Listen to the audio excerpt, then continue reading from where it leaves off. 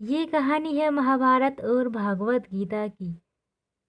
कई लोग कथाओं में भी इस कहानी का जिक्र मिलता है। एक कौवे की गरुड़ से दोस्ती हो गई। दोनों काफी समय साथ गुजारते थे। इनमें मित्रता इतनी गहरी हो गई थी कि आपस में कभी कोई बात नहीं छिपाते थे। एक दिन दोनों एक नदी किनारे पेड़ पर बैठे बात कर रहे थे। तभी एक यमदूत उधर से गुजरा। वो कौवे को देखकर मुस्कुराया। गरुड़ और कौवे ने उस यमदूत को अनदेखा किया और अपनी बातों में लग गए। लेकिन अगले दिन फिर वही हुआ। दोनों बातें कर रहे थे। तभी वो ही यमदूत फिर इधर से आया। वो फिर कौवे को देखकर मुस्कुराया। इस बार कौवे को कुछ शंका हुई। उसने गरुड़ से कहा कि ये यमदूत मुझे देखकर कल भी मुस्कुराया था और आज भी वैसे ही मुस्कुराया। कुछ गड़बड़ है। हो सकता है मेरी मृत्यु आने वाली है। गरुड़ ने उसे समझाया कि ऐसा कुछ नहीं है। ये एक संयोग भी हो सकता है। तुम चिंता मत करो। 2-3 दिन ऐसे ही निकले। रोज यमदूत कौवे को देखकर मुस्कुराता। अब तो कौवे को यकीन हो गया कि निश्चित ही मेरी मौत नजदीक है। उसने गरुड़ से कहा, मित्र मैं मरना नहीं चाहता, लेकिन ये यमदूत जरूर 1-2 दिन में मेरे प्राण निकाल कर ले जाएगा। ये रोज ही मुझे देखकर मुस्कुराता है। गरुड़ को भी लगा कि हो सकता है कौवे का शक सही हो। उसने कौवे को धैर्य बंधाया।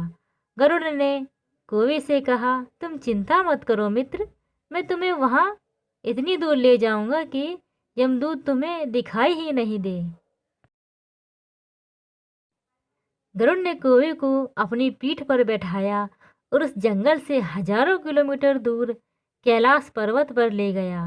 दोनों को अब ये डर नहीं रहा कि यहाँ कोई उन्हें परेशान कर सकता है। लेकिन वे जैसे ही कैलाश पर्वत पर पहुंचकर एक गुफा तक पहुंचे, वहां वो यमदूत पहले से ही मौजूद था। उसने कुएं को देखते ही उस पर पाश फेंक कर उसके प्राण निकाल लिए। गरुड़ देखता ही रह गया। उसने यमदूत से पूछा, तुमने इसे मारा क्यों? यमदूत ने कहा कि इसकी मौत उसी समय लिखी थी, इसीलिए इसके प्राण निकाल लिए। गरुड़ ने फिर पूछा, तो फिर तुम इसे देखकर उस जंगल में मुस्कुराते क्यों थे? इसे मारना ही था तो वहीं मार देते। यमदूत ने जवाब दिया, इसकी मौत कैलाश पर्वत पर ही लिखी थी, लेकिन 4-5 दिन पहले इसे उस जंगल में देखकर मुझे यह आश्चर्य हो रहा था कि ये इतने कम समय में वहां पहुंचेगा कैसे, क्योंकि इसके पंख भी छोटे हैं और ये लंबी उड़ान भी नहीं भर सकता। हजारों योजन दूर कैलाश तक ये पहुंचेगा कैसा? यही सोचकर मैं रोज मुस्कुराकर गुजर जाया करता था। लेकिन भाग्य देखो, तुम इसके परम मित्र ही इसे यहाँ तक इतने कम समय में ले आए।